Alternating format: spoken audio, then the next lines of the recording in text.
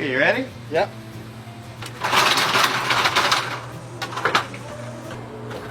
Okay, so what the problem is any space at all gets a shadow and makes it look twice as big as it actually is. So even a hairline fracture looks big from a distance if there's black and a shadow. So we try to eliminate that. So we try to get as tight as we possibly can. But I'm very happy. We've got 4 rafters here set, looking really good. Now we're just going to work on the next 2.